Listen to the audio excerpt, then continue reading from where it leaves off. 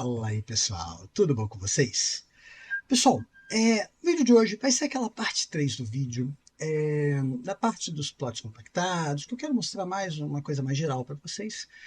Vou mostrar também um pouco daquilo que eu estou fazendo, né? Vocês estão vendo que eu estou uns dias sumidos, tá bem enrolado as coisas, tá bem complicado, eu estou, né, falta tempo, falta tranquilidade para fazer certas coisas, então tem coisas que a gente quer ter um pouco mais de calma para a gente poder fazer direitinho e fazer esses vídeos para vocês é parte disso, tá? Então, eu vou mostrar isso para vocês e vou tentar tirar algumas dúvidas que eu recebi tanto no Discord como nas perguntas dos vídeos que eu recebi nos vídeos de vocês. E quero também pedir desculpas, pessoal, porque eu não estou conseguindo responder os comentários de vocês. O pouco tempo que a gente às vezes tem que cuidar dos meninos, cuidar dos filhos, tá um pouco corrido. Mas prometo para vocês que eu vou tentar me dedicar mais nisso e, na medida do possível, nesse vídeo, né, eu vou trazer essas respostas para vocês, tá bom? Vamos lá, que eu vou mostrar para vocês.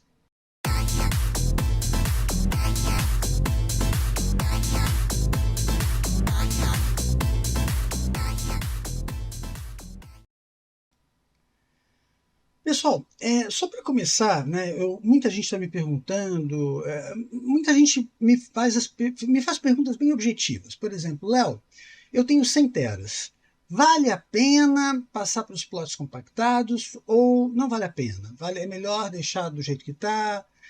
Porque as pessoas fazem, né, a análise dos investimentos que elas precisam ter. Né? Por exemplo, se eu for fazer plots compactados, eu preciso ter possivelmente uma GPU, eu preciso ter provavelmente 64 GB de RAM, né? Então, são certas necessidades e quando a gente vai plotar, a gente tem que analisar. Né? Isso gera custo, tá, pessoal? Então, por exemplo, vocês, assim, vocês sabem que eu tenho mais ou menos 180 teras, tá? Minha quantidade de disco, né? É 170, né? Na verdade, não é 180, tá, pessoal? Deve estar 168 por aí, porque eu estou com dois discos que eles não tão meio preguiçosos, vamos colocar assim, tá? Mas vamos para o objetivo aqui. O que vocês estão vendo aqui é que o meu average das 24 horas está aqui em 243 e geralmente ele costuma gerar em torno de 260, 250, nessa faixa. Vocês podem até ver aqui que o average das 6 horas está dando 285, tá? E o das 12 horas, 272,9. Ou seja, vocês podem ver que está bem...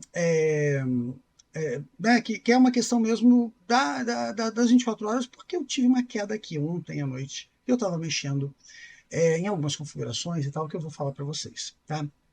Então, tirando, né, a minha situação, né, pensa em mais ou menos 170 teras, arredondando um pouquinho para cima, que está virando 240, 250, um pouquinho mais talvez. Tá bom? Basicamente é isso que está acontecendo. Tá? E aí, a gente pode analisar as rewards. Né? Por que eu digo os rewards? Porque a gente consegue ter uma média, né? Não, na verdade, nem é aqui que eu queria mostrar para vocês. É em payments. Tá? E a gente consegue ter uma média do que vinha acontecendo antes dos plots compactados e o que passou a acontecer depois dos plots compactados. Tá? Então, por exemplo, vocês podem ver aqui que tudo aqui é antes dos plots compactados, tá? Tudo aqui setembro do ano passado, né? Desse período aqui eu estava fora dessa pool, da Flex Pool, tá? E aqui em diante eu já voltei para a pool, etc.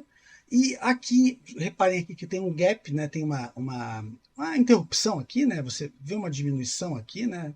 Nessa região aqui, né? E logo depois a gente começa a subir, tá? E aqui é interessante vocês lembrarem, tá? Porque aqui a gente tem que trazer um pouco de contemporaneidade para a situação. Então, aqui nessa fase aqui de final de março, abril, março, mês de abril e o mês de maio, né? Aqui o pessoal já estava começando a fazer os plots compactados, mas O net space do Xia ainda estava relativamente baixo, a gente estava aqui na faixa de 21, 21.9, 22, foi essa faixa aqui que estava nesse período, tá? Entre 21 e 22, 22,5, nessa faixa. A partir daqui, o net space começa a subir, tá? Mas ele ainda estava relativamente baixo. No início aqui, vocês reparem que eu comecei a fazer plots compactados e eu rapidamente já comecei a ter um aumento de payments aqui, né? Então, eu cheguei a receber em alguns dias aqui 0.10, né? 0.11, foi meu recorde aqui, 0.11 Xia, beleza? Mas, assim, reparem que eu vinha de um número relativamente baixo, tá? 0.4, variava, 0.4, às vezes, alguns dias só 0.2. Então, reparem que era um rendimento bem ruim aqui, tá? E aí, pessoal, alguns fatores, a gente tem que analisar algumas situações. Primeiro, aqui nesse período aqui, eu tinha o Xia rodando com muitos forks, né? Então, o Xia não estava, de maneira nenhuma, rodando sozinho aqui, tá? E nesse período aqui, ó, eu comecei a desligar os forks e comecei a deixar só o Xia, por motivos óbvios, né? A gente estava mexendo com plots compactados, e plots compactados, os forks, eles, né, não têm compatibilidade, pelo menos pelo que eu estou sabendo ainda não tem, pode ser que já estejam desenvolvendo esse tipo de compatibilidade para a gente poder farmar os plots, farmar os forks com os plots compactados. Eu não acredito que isso deva demorar muito, tá, pessoal? Mas vocês têm que lembrar que isso vai causar um aumento no load da GPU de vocês, caso vocês estejam descompactando os plots com GPU, e um aumento de load na CPU, caso vocês estejam descompactando os plots com CPU. Então, isso tudo tem que ser bem balanceado para a gente tomar essas decisões conscientes, vamos colocar assim. Tá? Então, reparem aqui, voltando para a nossa medição, que aqui eu comecei a subir e cheguei a esses picos que eu falei para vocês, aqui de 0.10, aqui de 0.11. Mas isso aí, pessoal, foi muito pontual, porque foi no mesmo período que a gente teve o início da redução dos rendimentos aqui, por conta do aumento do net space do Xia. Tá? Então, são dois fatores que eu quero colocar. Primeiro, essa questão do aumento do net space do Xia, e o segundo, que eu acho, aí, pessoal, aí entra a minha percepção, tá? Eu quero ouvir a percepção de vocês também. Eu estou tendo a impressão que a Flexpool está pagando um pouquinho pior do que eu esperaria que eles estivessem pagando. E por que eu digo isso? Porque quando eu terminei a minha plotagem, nos plots compactados, eu estava com o Netspace estava em torno de 22,5 mais ou menos, tá? E hoje a gente sabe que o Netspace está em torno de 25 e alguma coisa. Eu já vi até chegar quase a 26, mas assim, vamos colocar 25,5, tá? E essa subida, né, de 22,5 para 25,5, né, 3 exabytes, né, eu acho que é isso a medida, mas isso, em suma, isso em porcentagem, dá aproximadamente algo entre 10% e 12% de aumento, tá? Mas mesmo que a gente coloque em 15% de aumento de net space, isso corresponderia proporcionalmente a, no máximo, 18% de redução de... Eu acho que é isso, tá, pessoal? Posso estar errando um pouquinho do número, mas vamos pensar em mais ou menos 18% de redução do meu rendimento, tá? O net space subiu, proporcionalmente o meu rendimento vai cair, tá? Vamos arredondar para 15, tá? Só que eu estou percebendo que o meu rendimento caiu um pouco mais que isso, tá? Isso é uma minha percepção. Reparem que teve dias que eu recebi só 0.4, outros dias 0.6, e eu estou tendo uma sensação aqui que o meu rendimento caiu acima desses 15% que eu estou falando para vocês, tá? Então, eu tomei algumas providências, eu tenho tomado algumas providências, assim, sempre que possível, para tentar melhorar a situação da minha farm, tá? Então, primeira providência que eu estou tomando olha que interessante, pessoal, todo mundo que tem um farm só, todo o seu, vocês têm o Xia de vocês todos reunidos numa máquina só para farmar, vocês têm essa máquina funcionando como farmer e harvester, né? Então, quando vocês vão lá e vamos supor que vocês estão usando pela CLI, né? Chia Start Farmer. Quando vocês dão o Start Farmer, vocês vão ver que ele ativa Farmer, Harvester, eu acredito que ative também Full Node. Então ele faz o processo do Farmer, ele engloba mais do que só um farmer, né? Ele engloba outros processos dentro daquele processo que a gente chama de farmer, tá? Então, a minha ideia, tá? Isso, pessoal, baseado em até experimentos que a gente fez já entre colegas nossos, entre amigos nossos que estão no Chia também, tá? O que acontece, pessoal? Vocês, vocês, pelo menos pelas nossas experiências, tá? Vocês tendem a ter um pouco mais de ganho separando a parte do farm, pessoal, que lida com o banco de dados, tá? Então, o que eu fiz aqui? Eu separei o meu full node, vamos pensar assim, tá? Que basicamente ele está sendo um farmer, mas ele não tem nenhum disco nele. Olha que interessante. O meu full node é basicamente só um full node mesmo, que lida só com lida teoricamente só com o banco de dados, tá, pessoal?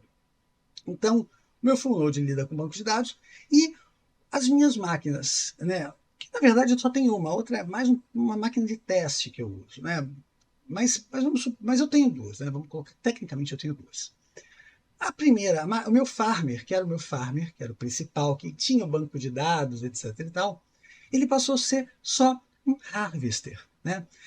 Então, isso causa várias situações com uma certa facilidade para a gente poder lidar com a situação. Então, primeiro, como ele é só um harvester, ele não precisa ter grandes processamentos, não precisa ter grandes discos, né? Discos em relação NVMEs, SSDs, para poder, por exemplo, armazenar bancos de dados. Então, assim, o nível de complexidade dessa máquina diminui muito. E como eu já tinha o remote, o compute, né, a parte do compute server, né? E o que é o compute server, pessoal? O compute server é a parte dos plots compactados que faz a descompactação dos plots utilizando a GPU ou a CPU, né? Então, como é que o Mad Max ele fez essa parte, né? Ele deu a possibilidade da gente desmembrar o nosso farmer e tirar a responsabilidade do nosso farmer a parte da GPU, né? Eu posso colocar essa GPU numa outra máquina, tá? Isso eu já tenho outros vídeos aqui mostrando para vocês como é que a gente faz isso, tá? Vou deixar o cardzinho aqui para vocês, tá? Eu tenho outros vídeos mostrando como é que faz isso, como é que vocês fazem o offload do compute para uma outra máquina, tá? E aí eu vou mostrar para vocês como que eu fiz aqui, o que eu fiz, que depois eu até pretendo fazer um vídeo, mas isso que eu fiz aqui é uma situação um pouco mais complexa, não é necessário ser feito desse jeito, eu fiz desse jeito quase como uma espécie de laboratório, para que eu, primeiro, aprendesse algo diferente, e segundo, eu testasse uma coisa bem diferente, tá? Então, como vocês sabem aqui, bom, então só ilustrando para vocês, colocando algumas situações. A minha máquina que tem os meus discos, né, as minhas máquinas que têm os meus discos, né, porque tecnicamente eu tenho duas, elas não têm GPU. Nenhuma delas tem GPU. Tá? Quer dizer, GPU integrada elas têm, mas elas não têm uma GPU dedicada, uma NVIDIA para a descompactação dos plots. Tá? E como é que eu faço isso? Eu faço pelo Compute Server, que eu mostrei para vocês, que eu falei que eu falei para vocês que eu tenho um vídeo dedicado a isso. E aí entra vários fatores, até redundâncias, vocês podem fazer muita coisa. É bem bacana essa parte do Compute Server, ela foi muito bem... É uma ferramenta muito robusta e muito interessante da maneira como ela foi concebida pelo Mad Max. Tá? Eu vou falar um pouco mais sobre isso daqui a pouquinho para vocês, mas eu quero mostrar para vocês como é que eu fiz. Então, primeiro fator que eu estou avaliando é a questão dos pagamentos, que eu não estou achando que os pagamentos são bons. E, como eu falei para vocês, amigos nossos, como o Alan, têm experiências muito positivas, separando a parte do full node ou seja, a parte que lida com o banco de dados da parte da máquina. Então, o que eu fiz aqui para mostrar para vocês que interessante? Então, pessoal, vocês estão vendo aqui meu servidor, tá? Esse meu servidor é o mesmo servidor que eu tenho aqui em casa, sei lá, há uns 6, 7 anos mais ou menos, tá? E é o servidor que eu mostro no primeiro vídeo do canal, tá? Onde eu estava começando a instalar alguns discos, algumas coisas, para colocar, na época que ainda fazia, ainda colocava os meus plots no NAS, né? Hoje em dia já mudou totalmente, mas em suma, é o mesmo servidor. Eu usava o VMware, eu parei de usar o VMware, estou usando o Proxmox. É muito mais avançado, dá muito mais possibilidades e me dá muito mais possibilidades sem ter investimento, né? Eu não tive que comprar uma licença, estou utilizando a licença padrão dele, tá? Pessoal, então o que eu fiz? Eu coloquei o Proxmox e as minhas VMs, etc., algumas eu tive que reinstalar, outras eu consegui converter. Isso tudo eu posso trazer, mas se vocês se interessarem por esse tipo de assunto, porque é um assunto que eu tenho muito interesse, com a questão de virtualização, mas se vocês se interessarem por esse tipo de assunto, a gente pode trazer um vídeo dedicado a isso. Tá? Então vocês deixem aí nos comentários do vídeo se vocês querem um vídeo dedicado a isso. Tá? Então, reparem aqui que eu vou passar rapidamente aqui. Eu tenho uma VM aqui que é um pfSense, tá? Que é uma VM que utiliza sistema operacional FreeBSD, e ela é basicamente um roteador de internet com muitas possibilidades, um firewall. Ele me dá muita possibilidade. É bem bacana, eu já utilizo há muito tempo o pfSense aqui. Então, de novo, se vocês quiserem conteúdo sobre isso, falem, mas é conteúdo que já tem bastante na internet, tá? Não vou estar trazendo nada novo, não. Aqui uma VM Windows 10 que eu uso de administração do próprio servidor, tá? Aqui uma outra, uma VM Windows 11, que essa daqui eu uso para ferramentas variadas. Eu utilizava, por exemplo, para enviar impressões 3D para minha impressora 3D. São coisas que outras funções que eu preciso delegar para uma VM. Apesar de que agora eu quero usar um Octoprint aqui, que não vai ser nem uma VM, vai ser um container, para vocês verem como é que são coisas diferentes. Mas, de novo, está fora do contexto desse vídeo. E aqui, o mais importante que eu quero mostrar para vocês, que é essa VM Ubuntu, que eu dei o nome de Chia Full Node. Tá? Reparem aqui que ela está rodando só com 4 GB de memória RAM. Tá? E eu fiz isso de propósito, ela estava com 8, tá? E eu depois coloquei ela com 4, propositalmente porque o meu interesse é eu ver o impacto que eu estou tendo da diminuição da memória ou do aumento de memória, em questão de shares, em questão de tudo. Tá? Então, eu estou fazendo testes com isso ainda. Eu acredito, pessoal, que 4 GB de RAM é suficiente para lidar com o banco de dados. Tá? E como basicamente, além de lidar com o banco de dados, essa VM não teria que fazer mais nada, né? Ela lida com o banco de dados, ela recebe os shares dos harvesters e envia os shares dos harvesters para a rede. Tá? Então, só para vocês entenderem, né? O meu full node ele roda dentro de uma VM. Tá? Alguns de vocês vão falar, meu Deus, mas isso não é uma boa ideia, isso pode te causar problemas? Pode realmente. Se o meu servidor, por exemplo, ficar sobrecarregado, essa VM aqui ela pode ter um desempenho prejudicado. E eu posso ter stale shares, eu posso ter outros problemas por conta dessa VM com um problema de desempenho. Só que eu posso garantir, eu posso configurar, né, na configuração do Proxmox, eu posso garantir que essa VM tenha o desempenho que ela precisa ter. Eu posso fazer uma reserva de recursos para essa VM. Então, é baseado nisso que eu estou pensando em utilizar o Proxmox para isso. Tá?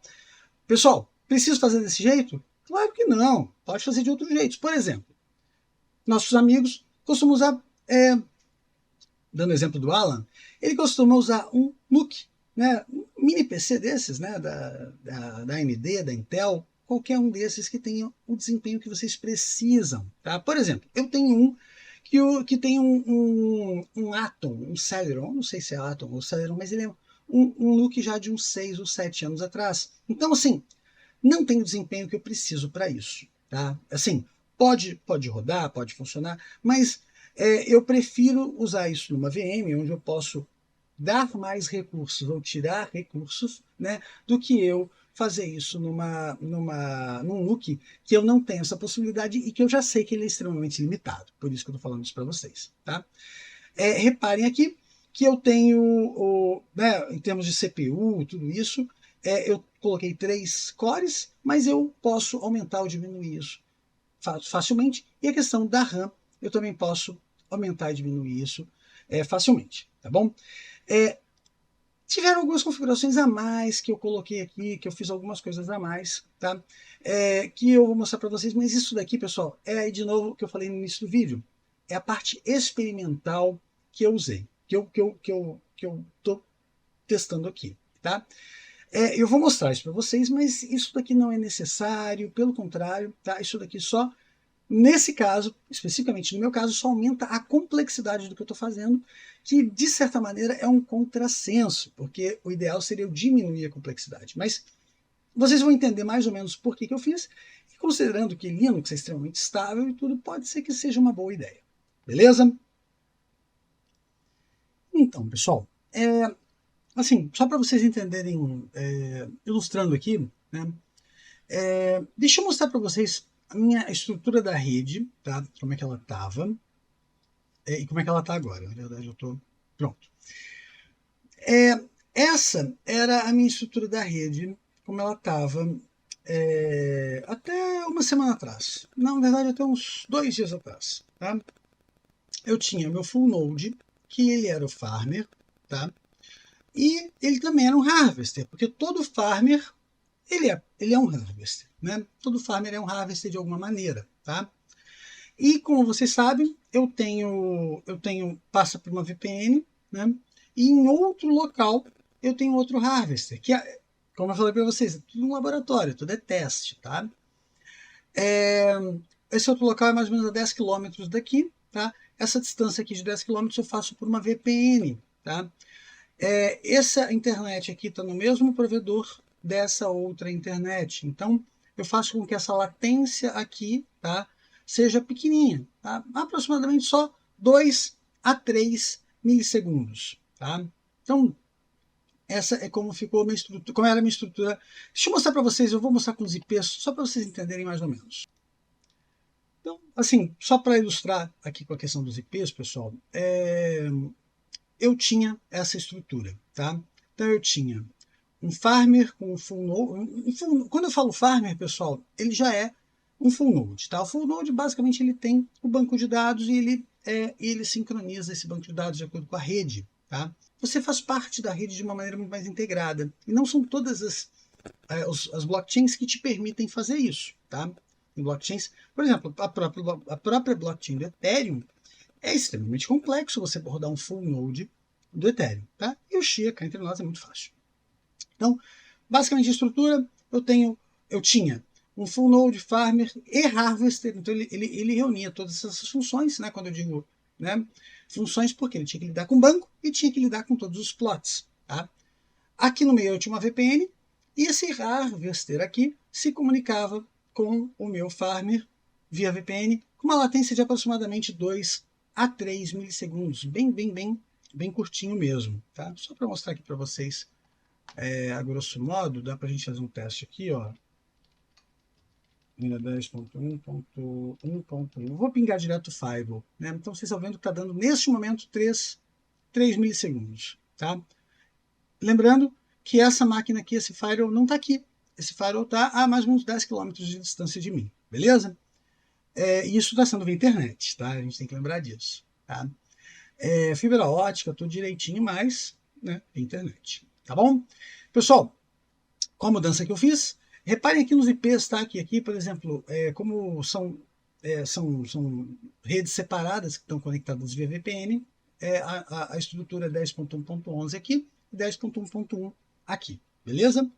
Já aqui, na estrutura nova, reparem que eu tenho o full node, que ele ganhou um IP, eu tenho o harvester, que ele deixou de ser farmer e passou a ser harvester, e ele manteve o mesmo IP que ele tinha, né?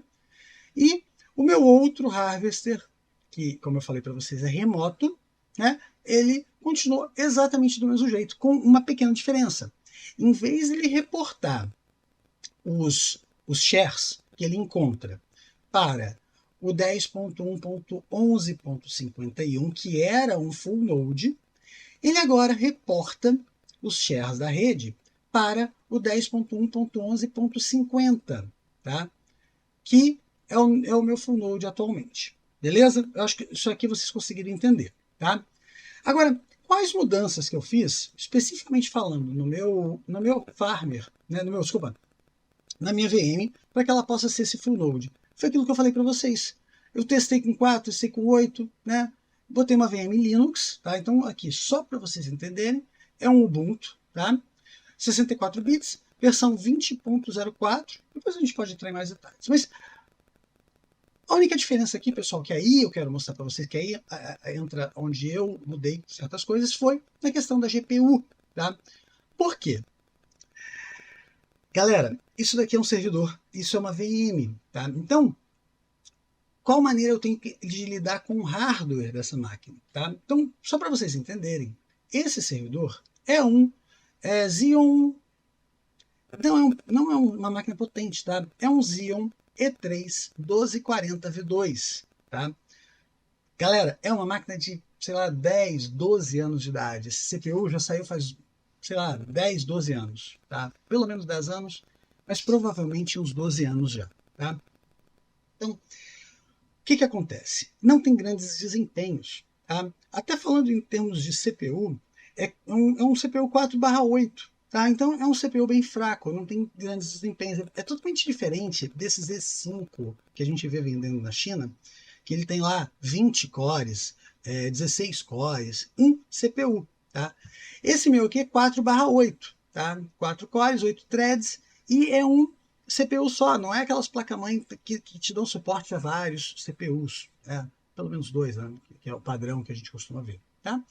Mas em suma, que eu fiz aqui? Essa placa-mãe tem uma GPU integrada, só mesmo para dar vídeo, para você poder instalar o que você está instalando no teu servidor. E aí, o que eu fiz? Eu fui lá e adicionei, galera. Isso para mim é genial, porque eu estou utilizando um recurso da maneira mais eficiente possível. Então vamos lá.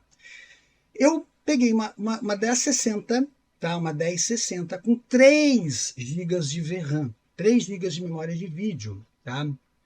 E aí eu coloquei ela no servidor e coloquei ela em pass-through, tá? Para essa VM Linux, tá? E eu consegui, tá? Colocar ela para fazer o compute, né? Eu coloquei essa VM também para ser o compute server, tá? Utilizando essa GPU que tem pass-through com 3 GB de VRAM. Agora, galera, olha aqui. Então, isso aqui, pessoal, eu estou no SSH, tá? Eu estou dentro da máquina, tá? Reparem aqui, ó, usuário Leonardo, @ShiaFullNode, tá? Que é essa máquina aqui, tá? É o Ubuntu Shia Full Node, mas aqui para a própria máquina eu dei o nome de Shia Full Node. Então, reparem aqui que ela tem 3 GB de VRAM e como eu usei C8, eu preciso de 2.97 GB de VRAM. Ele diz, na planilha lá do Mad Max, diz 2.97, mas eu descobri que é só 2.9, tá? De VRAM. E, galera, por que eu estou conseguindo fazer isso? Provavelmente, no meu entendimento, por que eu estou conseguindo, né, fazer isso? É porque eu uso Linux, porque eu estou usando Linux. Se eu estivesse usando Windows, tá, eu não conseguiria fazer isso. Porque o próprio Windows vai alocar um pouco de memória memória de VRAM, né, de memória de vídeo, para atividades. Seja display, seja mostrar alguma coisa na tela, mas pela minha experiência, pessoal, mesmo que você esteja com a GPU espetada na tua máquina Windows e você não esteja dando vídeo por ela, mesmo que você não esteja usando ela para gerar o vídeo do seu computador. Você esteja usando, por exemplo, a GPU integrada para gerar o vídeo do seu PC. Mas resumindo, mesmo que você esteja fazendo desse jeito, o Windows vai usar mais do que 100 megas de memória de vídeo. E pessoal, faça suas contas. Se o meu Windows estiver usando mais do que 100 megas de memória de vídeo, já não vai dar. Porque, reparem, como vocês podem ver aqui, eu só tenho 3 GB de VRAM e eu estou usando 2.903. Então, eu estou muito no limite, tá? Eu estou passando dos 90... sei lá, acho que eu estou perto dos 95%, né, galera? Mas, então, para vocês entenderem o que está rolando. E, bom, a linha amarela aqui é a minha linha da VRAM, tá? Está quase no 100%. E a minha linha azul aqui são os picos, subidas e descidas de uso de GPU. Tá? Então vocês podem ver aqui, ó, GPU agora tem 0%, mas quando ela der um pico de subida, vai aparecer aqui quantos por cento que ela está dando. E aqui também, ó, 100%. Vai ter o 100% agora. Ó. E aqui em GPU vocês podem reparar que ela também, aqui aparece isso aqui verde, né, igual aqui, que vem até aqui, ó, de novo, 100%. Tá? Depois caiu um pouquinho, foi para 80 e poucos. E aí vocês estão reparando que ela está mostrando esse gráfico aqui. Galera, isso é muito legal, porque dessa maneira eu consigo ver que a minha GPU está sim batendo 100%. Né? Porque ela é uma 1060, ela é uma placa fraca. Tá? Porém, ela está batendo 100%, e ela volta. E ela bate, e ela volta, e ela bate, e ela volta. Do jeito que está aqui, tá sussa, tá tranquilo. O que eu preciso avaliar? Tempos, com certeza. E a partir do momento que essa GPU é uma GPU mais antiga, os tempos provavelmente vão ser um pouquinho piores. Mas na prática, galera, o que a gente precisa ver? Se eu estou tendo stale shares, tá? É óbvio, né, que eu posso, a questão de tempos, eu tenho que otimizar, eu tenho que ter tempos bons e tal, mas o que eu definitivamente não posso ter são stale shares, beleza? Então, assim, a princípio está funcionando muito bem, tá? Como vocês viram lá, eu estou tendo alguns stale shares, mas eu considero isso, pessoal, problemas da minha máquina, eu não considero isso problemas do meu setup, como vocês estão vendo. Por quê? Porque mesmo quando eu estava usando uma outra GPU, né, que estava no meu PC, que está no meu PC, que é uma 3060, tá? Ela estava tendo alguns stale shares, tá? Poucos, mas está tendo, e não aumentou. Está tendo exatamente o mesmo número de stale shares, tá? Então, isso que eu achei bem legal. Porque eu posso ter o meu próprio full node aqui, ele também tem uma GPU integrada, e ele também está fazendo o GPU, o Xia Recompute Server, que que está fazendo a decodificação dos plots, beleza? Pessoal, aqui basicamente eu posso usar um Farm Summary, tá? Eu fiz aqui, né? Vocês reparem aqui que ele está dizendo que eu tenho 2.666 plots, né? Somando todos os plots dos dois harvesters, né? E que são plots, como eu falei para vocês, são plots compactados C8, beleza? Então, né, por isso que na prática eu tenho aqui um número maior do que eu estou tendo lá no número maior não, na verdade, o maior número de plots, né? Então vamos lá. Aqui, pessoal, o que a gente pode fazer? Eu posso usar um HTOP, por exemplo, tá? Para vocês verem o meu uso de CPU, tá? Também poderia fazer aqui, até pela própria VM aqui, eu poderia ir em Summary aqui, e a gente pode usar essa planilha aqui, esse gráfico aqui como referência, beleza? Reparem aqui que o uso de CPU dessa VM está tranquilíssimo, tranquilíssimo, tá? Em teoria, eu não precisaria nem ter colocado 3 CPUs, eu poderia ter colocado talvez até uma CPU, mas nunca é bom você colocar só um CPU, porque você perde a questão de multithreading, né? Então, eu gosto de colocar 2 a 3, não tem problema nenhum, né? Mesmo que você, né, tenha mais VMs com mais CPUs do que você tem efetivamente, isso não vai te causar um problema direto para sua máquina, tá? Você talvez tenha algum problema de desempenho caso uma VM esteja puxando mais recursos do que a outra, tá? Mas isso é o que eu falei para vocês, que isso a gente tem como definir quanto de recurso vai para cada VM. Isso aí, se vocês tiverem interesse em ver isso, a gente pode partir para isso para um próximo vídeo, beleza? Então, essa é a grande parada que eu realmente gostei muito, muito, muito quando eu consegui fazer isso funcionar, né? Porque, para mim, a questão de rodar isso de uma maneira estável é muito importante, tá? E o mais legal, que eu não vou mostrar aqui para vocês agora, porque eu acho que não tem necessidade, mas que eu criei serviços no Linux para que ele inicialize tanto o Xia, tanto o Mad Max, né? Porque inicializar o Xia, pessoal, não é tão difícil, tá? Mas inicializar o Mad Max automaticamente é um pouquinho mais complicado, porque ele tem alguns. Eu não sei explicar direitinho para vocês, porque eu não sou muito da área, nessa área mais técnica, mas ele tem algumas dificuldades maiores para você poder executar o Mad Max, né? Eu tenho a impressão que é alguma coisa relacionada ao Python, tá? Mas eu consegui fazer, eu fiz 2 scripts e tal de novo, né? Se vocês tiverem interesse disso, a gente faz um tutorial. Eu estou até pensando em fazer uns vídeos mais de Linux aqui, porque eu estou dividindo a minha experiência com vocês e eu estou com a intenção de migrar o meu farm para Linux, beleza? Até o meu farmer, que hoje roda Windows, eu estou com a intenção de colocar ele para Linux, né? Depois que eu tirei, pessoal, a complexidade do banco de dados de dentro do farmer, eu comecei a abrir um leque de opções para isso, tá? Pessoal, o vídeo vai ficar longo, mas é importante eu poder tratar tudo isso que eu tenho em mente. Porque o que acontece? O que eu penso, pessoal? A partir do momento que eu tirei o banco de dados, o meu farmer virou um harvester, ficou muito simples. Então ele não tem que sincronizar banco, ele não tem nada. Então, se eu tiver, por exemplo, um problema naquela máquina, qualquer coisa, eu posso, com uma certa facilidade, simplesmente trocar os discos, colocar numa outra máquina. Quando eu digo uma certa facilidade, porque a gente sabe que as coisas não são exatamente assim tão fáceis. Mas eu poderia, por exemplo, trocar esses discos de máquina e com o sistema operacional meio que pronto, né? Eu poderia, quando eu digo pronto, alguma coisa que eu deixe pré-preparada, né? Porque o Ubuntu né, é tradicional nisso.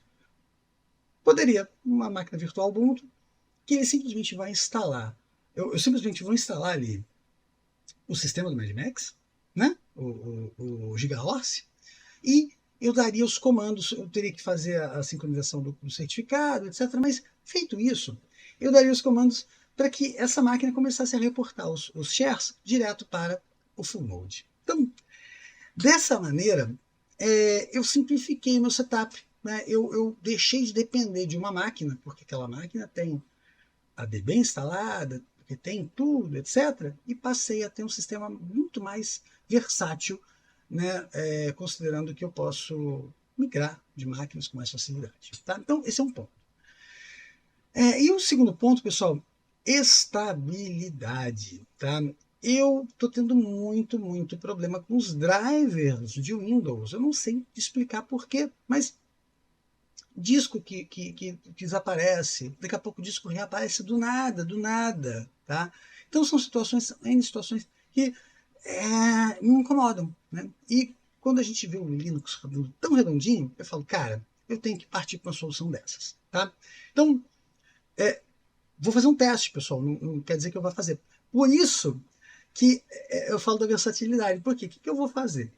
Eu simplesmente vou botar um SSD nessa máquina, um SSDzinho de 120 GB.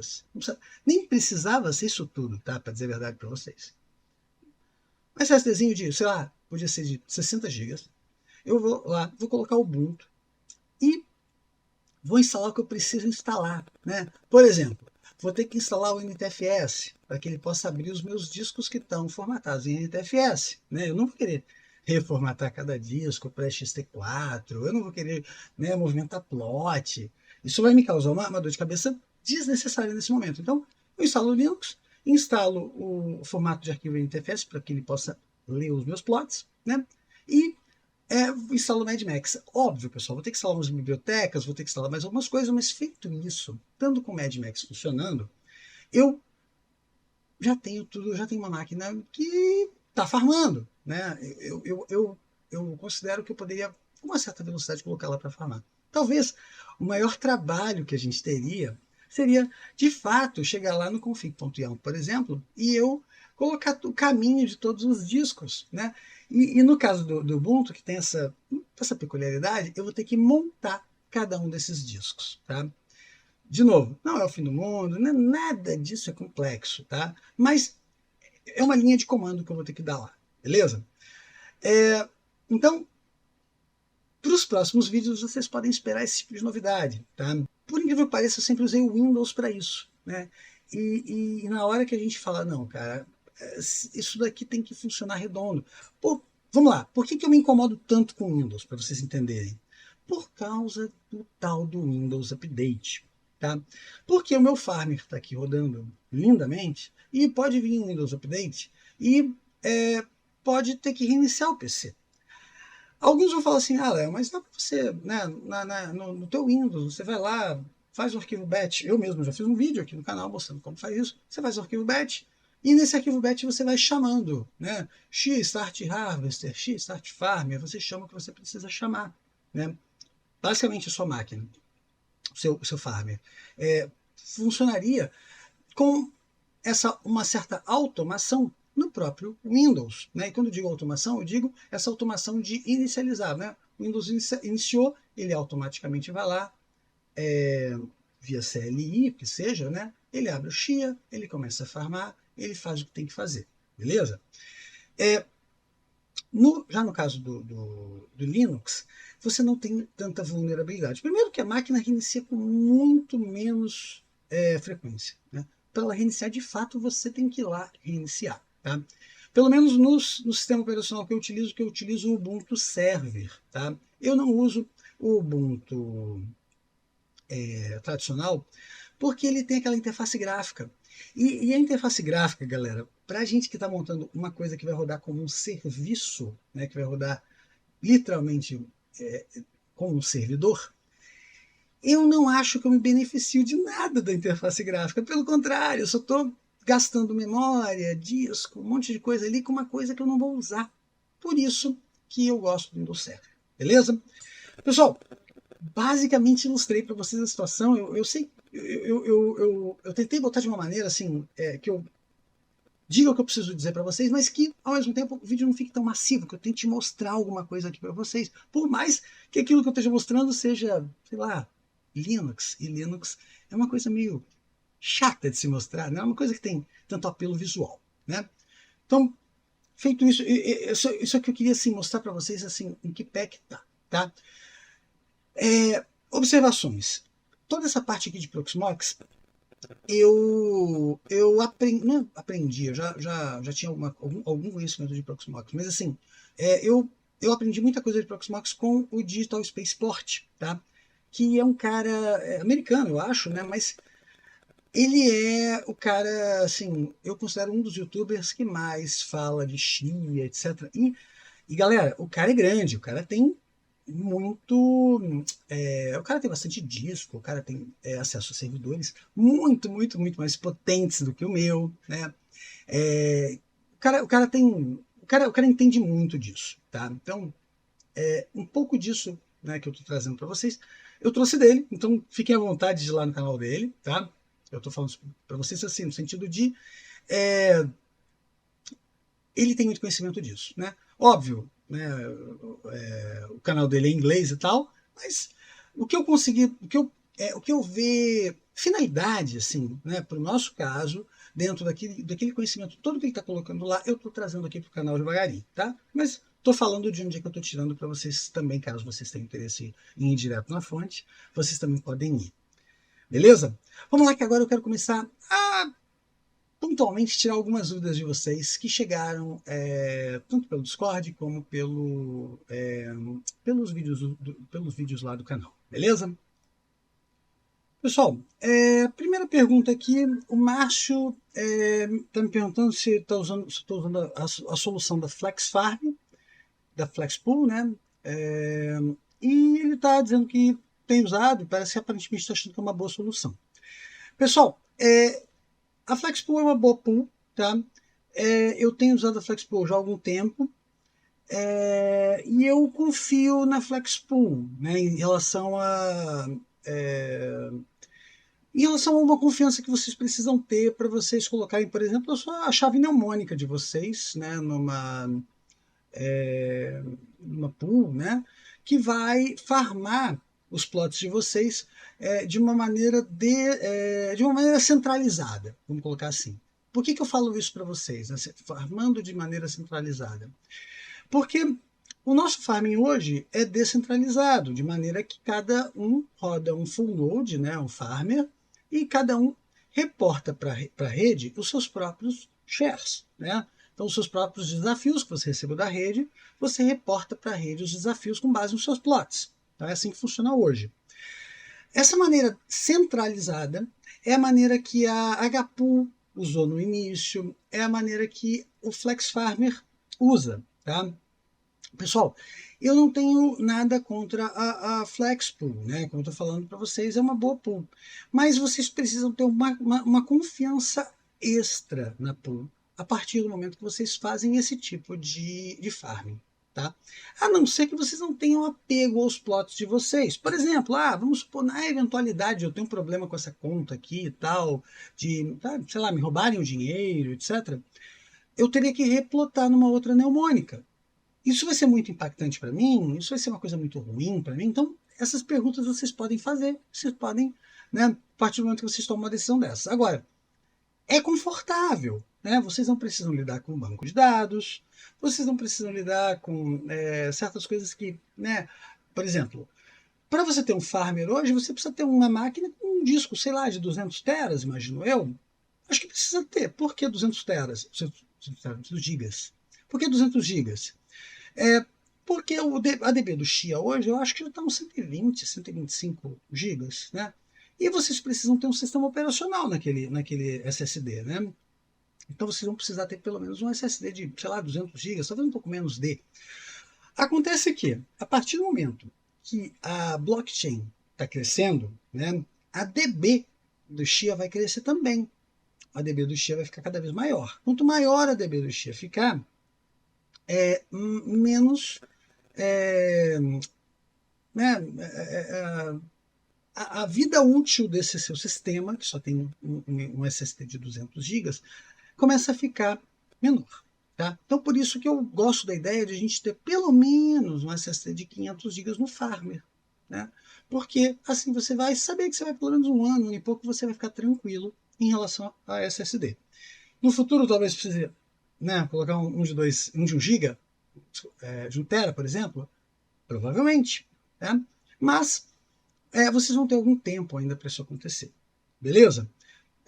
Então, minha opinião é confortável, mas eu não faria, pessoal. Eu não colocaria, eu evitaria ao máximo, tá? Colocar os minha mnemônica, por exemplo, para uma pool, seja lá qual for, tá? Para poder farmar centralizadamente, tá? Como eu falei para vocês, é confortável, mas eu evitaria fazer isso. Se vocês não tiverem outra alternativa, se for um mal necessário, paciência, beleza? Vamos para a próxima pergunta. Beleza. Léo, tem uma dúvida. Uma placa-mãe que aceita 64 GB de RAM, DDR4, 2400, 2600, tudo bem? Consigo fazer plots compactados com 64 GB? Consegue fazer com 64 GB sim, tá?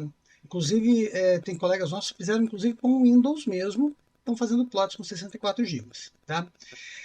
O problema, cara, é que a sua placa gráfica com uma 1050 de 2 GB, ela não é suficiente para plotar. Esse é que é o problema. Tu vai precisar, cara, de uma GPU de pelo menos 3 GB para fazer um plot, tá? De 4 GB, pelo menos 4 GB para fazer um plot, tá? Quando eu digo fazer um plot, é assim, não é o farming, tá? O farming, você pode farmar com sua 1050 de 2 GB, desde que você não passe do C7. Se a compactação que você usar nos seus plots for até C7, você consegue farmar com essa sua GPU de 2 GB de VRAM. O problema é que se você, por exemplo, colocar um C8, você vai precisar de 2.9 gigas, mais ou menos, de VRAM. Que é exatamente o problema que eu estou tendo. Não é problema, né? Mas é exatamente a situação que eu tive, que eu mostrei para vocês aqui. Eu mostrei para vocês aqui que eu coloquei o meu... Aqui, ó, que eu coloquei a placa de vídeo com 3 gigas de VRAM para descompactar os plots no Linux. Né? Então, assim, na prática, né, como eu escolhi C8, eu preciso de pelo menos 3 gigas de VRAM.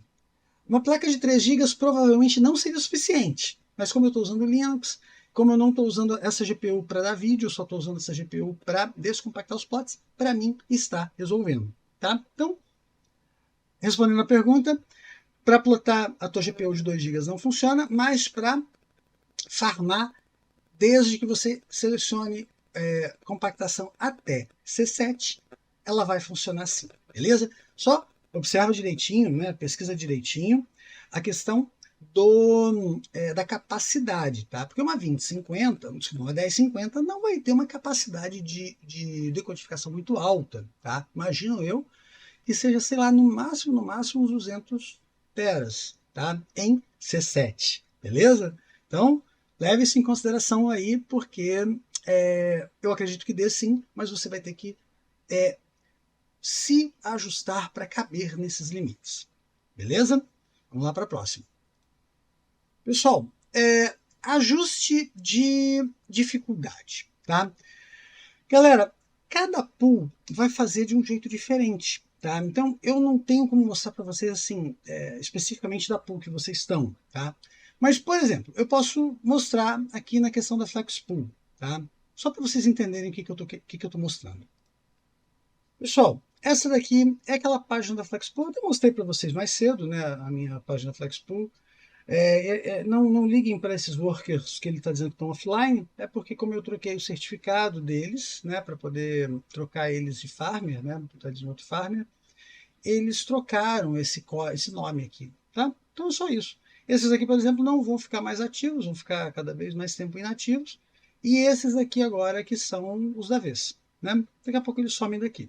Mas, respondendo à pergunta, né, como é que a gente faz para mexer na dificuldade, tá? No caso da Flex, é muito fácil, né? Vocês pegam esse link aqui, que vocês vão copiar ele lá do Chia de vocês, né? Vocês vão entrar lá no Chia, vão entrar lá na parte das NFTs, da pool, e vocês vão pegar o link de acesso da pool de vocês, da pool da NFT de vocês. No meu caso aqui, é a Flex. Mas como eu falei para vocês, eu estou fazendo outros testes, é capaz de né? Eu vou trazer vídeos mostrando isso para vocês, tá? Então, esse é o primeiro ponto, né? Que vocês entrem nessa tela. Aqui no caso da Flex, vocês clicam aqui em Settings, tá? E a gente aqui vai mexer na dificuldade. Cliquem aqui em Difficulty, tá? Aqui, galera, não tem muito mistério, né? Vocês vão checar a dificuldade de vocês aqui, né? Acho que para dizer dificuldade aqui, ele vai me perguntar o Launcher ID, tá? Então eu tenho que botar o Launcher ID aqui. De novo, vocês vão pegar lá no Chia de vocês, tá? E quando vocês checarem a dificuldade aqui, ele vai dizer para vocês a dificuldade, tá? Pessoal, para vocês terem essas informações aqui, vocês podem pegar tanto pela GUI, quanto pela CLI, tá? A gente aprendeu a mexer isso pela CLI na época, né? Porque na época eu acho que só tinha os dados pela CLI, tá? Então, como é que eu costumo fazer isso, tá, pessoal? Posso até não estar fazendo da maneira mais eficiente, tá? Então aqui, por exemplo, eu estou no caso usando o Edmax, tá? Então é ./chia.bin no caso do Linux, né? Plot NFT, show. Aí vocês vão reparar o seguinte, galera. Quando vocês digitam, né, Chia, plot NFT show, ele vem aqui, ó, e mostrou todos os plots, todas as minhas NFTs listadas de cima para baixo, tá? O que em teoria não seria nenhum problema. O problema é que quando eu venho aqui e faço scroll do mouse para cima, ó, eu estou tentando, né, levar isso aqui para cima e não consigo, tá? O que eu estou reparando aqui? Que nenhuma dessas pools que estão aparecendo aqui para mim, né, nem a ID 16, nem a ID 17, que deve ser essa daqui. Em suma, né, deixa eu dar o comando de novo aqui. Em suma, nenhuma dessas pools é a pool que eu estou usando, porque vocês podem ver aqui, ó, que está zero plots, points find 24 horas, né? Pontos encontrados nas últimas 24 horas, tá? 0, 0, 0, tá? E essa aqui está dizendo que tem alguns pontos, mas ó, a space, né? Alguma coisa que eu devo ter deixado lá. Reparem que nas últimas 24 horas não tem ponto nenhum. Aí tem um comandinho que a gente pode usar. Reparem, né? Que a ID mais alta que eu estou usando, que eu tenho aqui, é 16. Então eu sei que eu posso ir de trás para frente, que eu vou encontrar a minha ID. E qual o comando que a gente usa?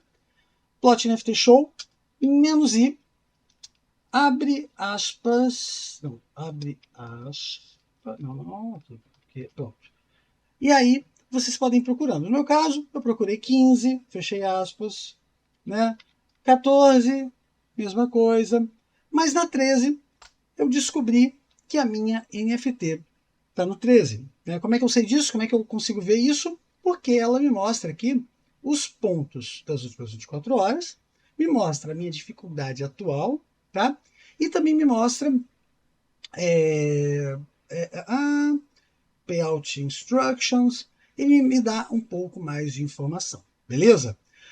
Só que eu acredito que ainda não seja as informações que eu preciso, porque eu vou precisar, eu acho que o payout address, não, deixa eu checar se o payout address me ajuda aqui. Um pouquinho.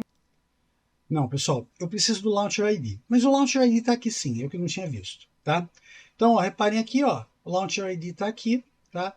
Basicamente é só copiar ele aqui, tá? E vocês podem já colocar aqui, ó, Launcher ID aqui, e checar a dificuldade. Ele vai me dizer que a dificuldade está no 18, como eu mostrei para vocês. E aqui eu também posso fazer um update na dificuldade. Posso colocar aqui, ó, 19, por exemplo, tá? Ou 15, né? O que eu quiser fazer, beleza? Aqui ele pede aquele login link, né? Aquele link que é o link de login para o Flex. E depois vocês cliquem aqui, dão um apply e está tudo resolvido, tá? Então é assim na Flex que se muda a dificuldade, beleza? Nas outras pools deve ser bem parecido, tá? A partir do momento que eu tenho um pouco mais de informação desse outro vídeo que eu quero fazer para vocês, trazendo eventualmente pools com melhor rendimento, a gente volta e eu mostro um pouco mais para vocês, aí eu tento mostrar outras pools, beleza? Vamos lá, vamos para a próxima pergunta. Bom, tem gente pedindo um tutorial para Linux, tá? Então, tá para sair, pessoal, tá para sair, eu faço um com vocês aí, não tem problema, tá? Com menos de 100 teras de HD, sem pretensão de aumentar a farm, mas tem uma 3060 para usar no farm. Seria interessante fazer plots K32 com compressão C9? Cara, eu não acho que C9 seja uma boa. Eu acho que C8 é o máximo ideal. Sabe por que o C9 eu não acho uma boa? Tudo bem, quanto a 3060, vai dar tranquilo, porque o C9 você precisaria de 6 GB de VRAM para descompactar um C9. Quase 7, eu acho. 6 alguma coisa, se eu não me engano. Então você precisaria de muita VRAM para descompactar um C9. Deixa eu olhar aqui, ó. A gente tem essa planilhazinha aqui. Ó, usando GPU, o C9 K32 precisa de 6.3 gigas de VRAM, né? Como eu falei para vocês, é mais que 3. Então, eu acho um pouco problema você fazer C9, tá? De novo, vai funcionar com a 3060 perfeitamente, mas ele é muito... O C9, ele é muito, computacionalmente falando, ele é muito intenso, ele exige muito recurso, tá? Então você vai ter problemas de latência, os seus tempos do C9 são bem piores do que os tempos do C8 e C7 e assim por consequência, né? Então assim, na minha opinião, eu não faria C9 não. Eu mesmo fiz C8, mas se hoje eu tivesse que fazer de novo, eu me pergunto se eu faria de novo C8, tá? Eu talvez fizesse C7 hoje, pela flexibilidade de você poder descompactar C7 até com CPU, né? É o ideal? De jeito nenhum, é extremamente intenso para uma CPU, mas para uma GPU já é tranquilo, entendeu? Então, o que eu penso? Por que eu falo isso para vocês? Por quê? Enquanto está tudo bem, enquanto o farmer está filezinho, está tudo belezinha e a GPU está trabalhando bem, joia, está tudo certo. Agora, se a tua GPU falhar, se a tua GPU, sei lá, aconteceu qualquer coisa com a tua GPU, você não consegue farmar enquanto não tiver uma outra GPU que tenha pelo menos 8 GB de VRAM. Né? Por que 8? Porque 6.3 é necessário para a descompactação de plots. Tá? Então, esse é o meu argumento. Se você fizer um C7, para a GPU, né, fica bem confortável. Né? Até com uma 1050 de 2 GB, que eu comentei para vocês agora mais cedo, você conseguiria um C7, você conseguiria descompactar um C7. Por quê? Porque ele só exige, um K32, ele só exige 1663 megas de memória de vídeo. Tá? E sei lá, na eventualidade de você ter um problema com a sua GPU e você ficar sem GPU, você ainda tem um plano B, que é utilizar a sua CPU para descompactar os plots. Né? Vai ser bom? Provavelmente não. As latências vão ser ótimas, né? Vai ser super. Né? Provavelmente não vai ser nada excepcional, tá? Mas você vai conseguir farmar. Né? E óbvio, né, depende do tamanho da farm. Mas nesse exemplo aqui, né, falando de 100 teras em C7, eu acredito que qualquer processador mais ou menos resolve. Tá? Então, sinceramente, eu acho que o C7 é uma compactação bem versátil. Tá? E não tem tanta perda em relação ao C8. Tá? Óbvio, existe alguma perda, claro, mas ela não é tão significativa assim. Beleza? A questão dos parallel streams, né, parallel streams é aquela configuração que a gente coloca na hora da plotagem. Tá? Só para ilustrar aqui para vocês, a gente está falando disso aqui. Ó. Quando a gente vem em performance, tá? A gente tem a opção aqui de mudar aqui no Number of Parallel Streams. Tá? Pessoal, o mínimo aqui é 2. Não dá para colocar um só. Tá? O mínimo é 2. E para ter 2 Parallel Streams aqui rodando, você já precisa ter uma GPU com 4 GB de VRAM, no mínimo. Tá? Então, por isso que para plotar, a GPU máxima que a gente consegue usar é uma... Desculpa, a menor GPU que a gente consegue usar é uma GPU com 4 GB de VRAM. Tá? E eu acredito que a série 10 é o mínimo que a gente precisa ter. Tá? Eu ouvi falar alguma coisa de série 9 e tal, mas eu não tenho certeza. Tá? Quanto a Parallel Streams, quão eficiente esse plotter vai conseguir fazer isso. Tá? Vai conseguir plotar. Com 2 Parallel Streams, ele não está rodando tão eficiente. Tá? Eu demorei na faixa de 10 minutos para plotar com uma 1050 Ti. Tá? Com o normal dele usar é 4 Parallel Streams. Tá? Mas eu já plotei com 3, eu já plotei com 5, eu já fiz alguns testes nesse caso. Na minha experiência, pelo menos, usando tanto a 50 Ti, que não deu para passar de 2 streams, quanto usando, por exemplo, no caso da 3060, eu não me beneficiei de mais velocidade colocando mais do que 4 streams aqui. Então, resumindo, a medida padrão dele, né, o padrão dele em 4 streams, é mais do que suficiente para você ter um bom desempenho, tá bom?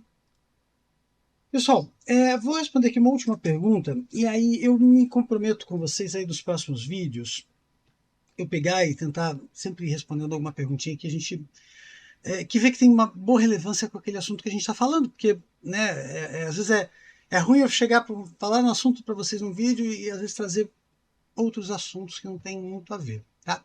Mas eu acho que tem tudo a ver com esse vídeo. Pergunta sobre o seguinte, né? Falando sobre os plots compactados ele tem uma farm com 81 teras usando um Raspberry Pi, né? Então há 2 anos farmando praticamente sem usar energia. Olha que espetáculo. E aí, para a gente fazer uma conta de até que ponto, né, vale a pena aderir aos plots compactados ou não, tá? Então, tem uma boa notícia para você, Thiago. Primeira é que você pode fazer plots compactados usando o seu Raspberry Pi, tá? Eu não sei se tu está usando o modelo o Pi 4, tá? Mas se você estiver usando o Pi 4, com 4 GB de RAM, pelo menos, se eu não me engano, você poderia usar até C4, tá? Utilizando o seu Raspberry Pi sem nenhuma GPU, fazendo tudo por CPU, tá? Dá uma pesquisada sobre isso aí, especificamente para o teu assunto, tá? Qualquer coisa também, pode deixar outra pergunta, numa outra oportunidade posso trazer isso no vídeo, a gente pode trazer alguma coisa nesse sentido. Mas, usar o Raspberry Pi para descompactar por CPU e tal, não é a maneira mais, assim, a melhor maneira de fazer isso, tá? Mas considerando que você tem uma farm pequena, ela é viável, tá? É uma maneira viável de você fazer isso e você vai ter um ganho de desempenho, tá? Então, assim, eu acho que seria uma boa. Deixa eu tentar trazer um pouco mais de informação aqui. Pessoal, eu fui dar uma procurada para ver se eu consegui alguma informação a respeito de quanto um Pi 4 consegue descompactar, né? E qual o limite de compactação, tá? Esse negócio que eu falei para vocês do C4 é alguma coisa que eu li em algum lugar, que eu vi, então eu tenho quase certeza, porque, né, isso ficou na minha cabeça. Agora, quantos teras um Pi 4 conseguiria descompactar é que eu não consigo localizar em lugar nenhum. Tá? Então, pra vocês verem aqui, eu estou dando uma olhada em algumas planilhas, onde o pessoal foi compartilhando os desempenhos de plotagem, de farm, etc. Tá? Então, por exemplo, aqui eu acho que é farm, tá? Plotting, desculpa. Tá? Mas eu vou deixar essa planilha aqui para vocês na descrição do vídeo, tá? Mas só lembrando que, assim, não sigam totalmente por ela, porque tem muitas peculiaridades. Né? Por exemplo, né, só pegando um exemplo aqui para vocês, tem um sujeito aqui que deixou um exemplo aqui, o Ryzen 9 5950X dele. Tá? Beleza, 128 GB de DDR4. Agora, olha a velocidade da DDR4 do sujeito. Né? 3733, 3733. Eu nem sabia que tinha DDR4 tão rápida. Né? Por que eu estou falando isso para vocês? Porque talvez o número de vocês nunca vai chegar perto desse cara aqui, porque ele usa a DDR4 mais rápida que eu já vi na minha vida e um excepcional NVMe, tá? Que é o SK Hynix Platinum e tal. Não é um bom NVMe, tá? É a geração 4, etc. Ou seja, ele está usando um hardware, vou dizer assim, top de linha, né? E isso, obviamente, vai dificultar um pouco se a gente quiser tentar se igualar, vamos colocar assim. Vai ser muito difícil de se igualar. Só para vocês terem ideia, olha a placa do cara, é uma Asus ProArt 570 Creator. Deixa eu mostrar essa placa para vocês, que vocês vão... Olha que interessante.